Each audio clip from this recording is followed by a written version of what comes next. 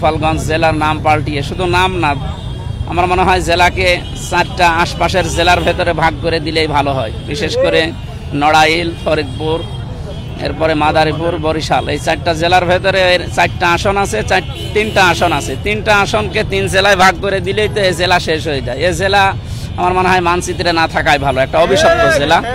এই অভিশপ্ত জেলাকে বাংলার মানচিত্র থেকে মুছে 63 জেলায় বাংলাদেশ করা হোক। ওয়ালটন এখন দেশের সীমানা পেরিয়ে পৌঁছে গিয়েছে 50টিরও বেশি দেশে। ওয়ালটন, ঘরে ঘরে, বিশ্বজুড়ে। এখন যাদের মাধ্যমে আমরা স্বাধীন হয়েছি, জুলাই যোদ্ধাদের উপরে হামলা, এটা দেশের 18 কোটি মানুষের উপরে হামলা। সুতরাং যারা এর সাথে জড়িত, আমরা তো বারবারই আমাদের নেতৃবৃন্দ বলছে তাদের দৃষ্টান্তমূলক শাস্তি দেওয়া লাগবে। 24 ঘন্টা সময় দিয়েছি আমরা, 24 ঘন্টা কিন্তু পার হয়ে যাচ্ছে। এরপরও যদি তাদের শাস্তির ব্যবস্থা না করা হয়, আমরা ধরে নেব যারা দায়িত্বে আছে জেলার গোপালগঞ্জের, তারা এর সাথে জড়িত আছে। আপনারা জানেন গতকালকে আমরা সারা বাংলাদেশকে স্বাধীন করতে পারি। আমরা এই বাংলাদেশে নৈতিকতা ইতিহাসকে 7 ধরনের প্রতিবাদকে অবরচনা করব।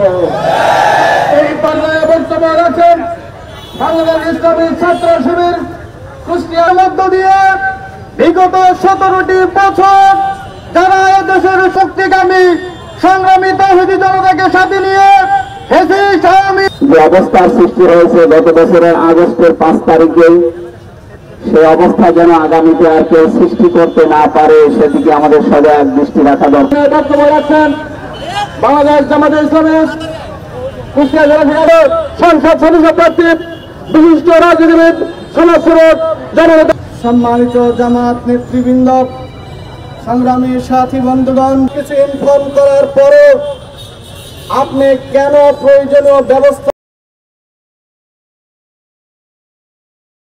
ওয়ালটন এখন দেশের সীমানা পেরিয়ে পৌঁছে গিয়েছে 50টিরও বেশি দেশে। ওয়ালটন, ঘরে ঘরে, বিশ্বজুড়ে।